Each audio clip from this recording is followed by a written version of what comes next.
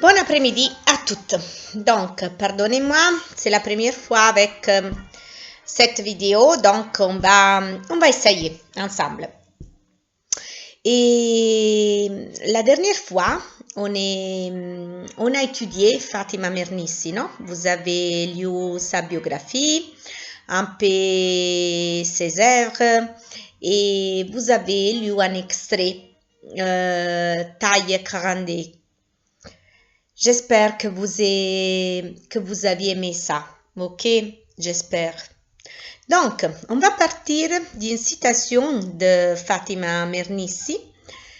C'est la citation où elle associe la dignité au rêve. On va la lire ensemble, ainsi que vous y réfléchissiez un petit peu, ok?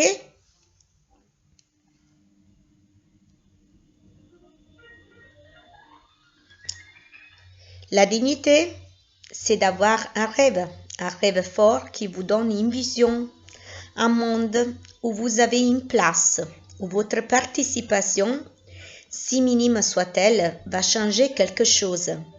Vous êtes dans un harem quand le monde n'a pas besoin de vous. Vous êtes dans un harem quand votre participation est tenue pour si négligeable que personne ne vous la demande. Vous êtes dans un harem quand la planète tourne et que vous êtes enfoui jusqu'au cou dans le mépris et l'indifférence. Une seule personne a le pouvoir de changer cette situation et de faire tourner la planète en sens inverse. Et cette personne, c'est vous.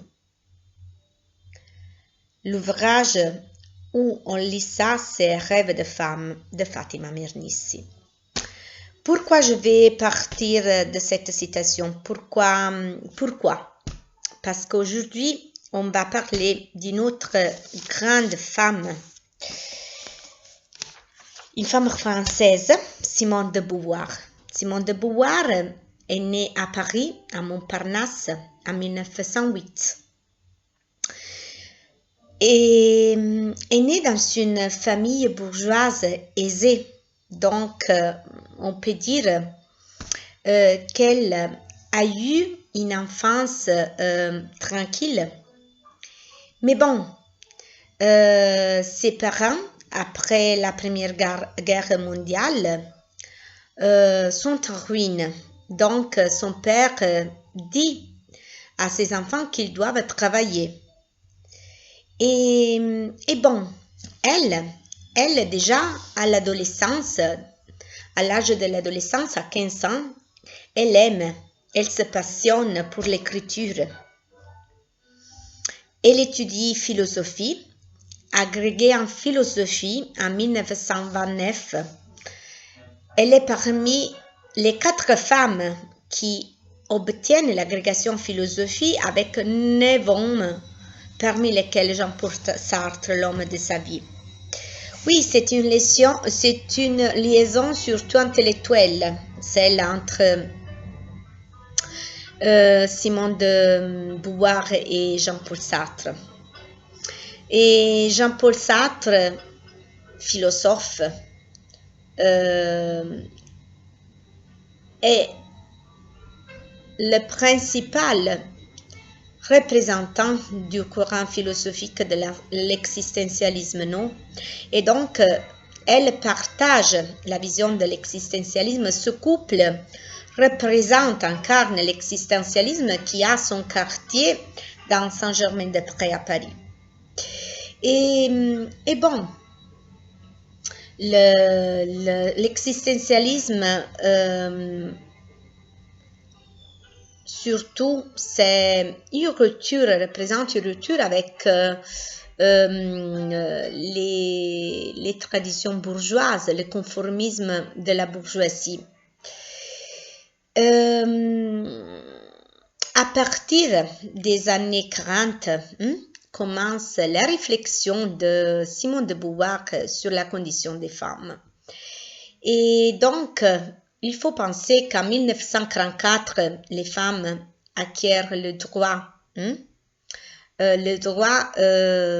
à voter. Donc, en 1949, elle publie son ouvrage Le deuxième sexe.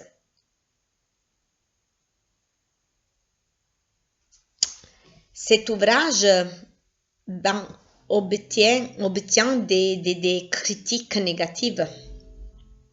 Elle revendique la liberté des femmes. Elle parle des différences entre l'homme et la femme qui ne sont pas seulement des différences du biologique. Ils ne font pas partie du biologique seulement. Mais il s'agit de parler de l'éducation. Il s'agit de parler de différences culturelles. Elle parle des jouets avec lesquels un enfant a l'habitude, grâce ou à cause de ses parents, à jouer, avec lesquels il joue.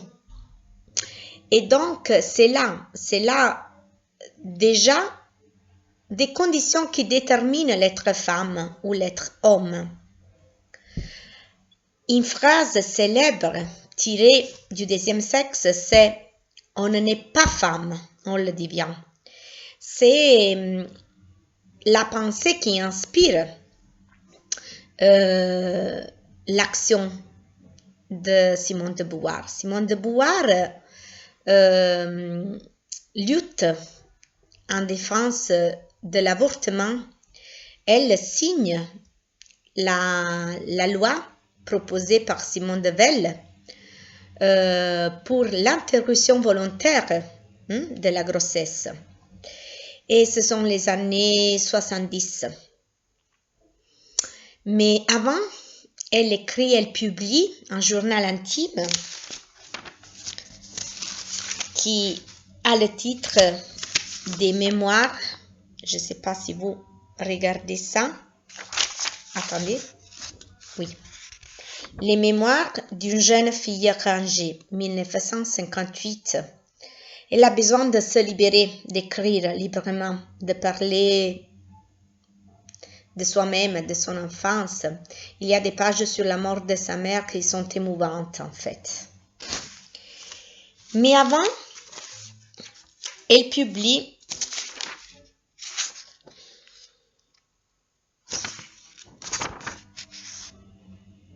Les mandarins.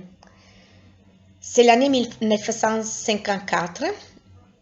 Avec les mandarins, elle gagne le prix Goncourt.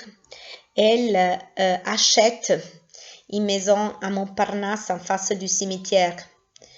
On a dit que ses parents avaient perdu. Donc, elle était devenue pauvre. Elle devait gagner sa vie, non? Et pour ce qui concerne la liaison avec Jean-Paul Sartre, on peut dire que cette liaison dure toute sa vie, mais Jean-Paul Sartre a eu des autres femmes, des amantes. Il a toujours dit que c'était pas une liaison exclusive, il n'était pas monogame.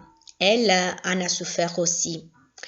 Elle a eu des femmes, oui, parce qu'elle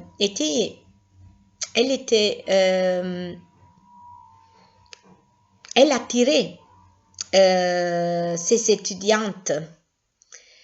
C'était un personnage fascinant pour l'époque. Donc, lorsqu'elle rencontrait des jeunes étudiantes intelligentes qui la suivaient, donc elle peut-être entamer une relation amoureuse avec elle.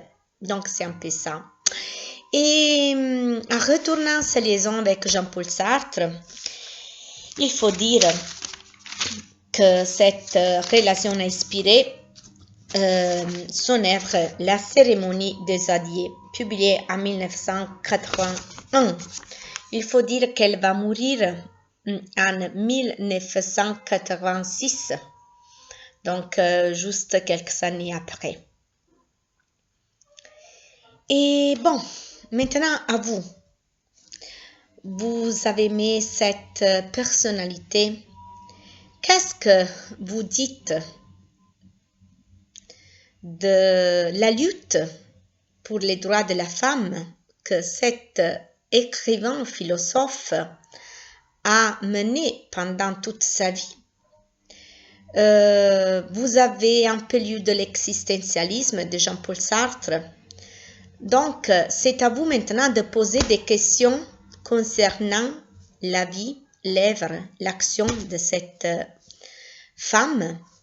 Et bon, si vous avez aussi lu quelque chose sur Jean-Paul Sartre, si vous voulez une question encore sur Jean-Paul Sartre, eh bien acceptez. Merci pour votre écoute et donc à demain.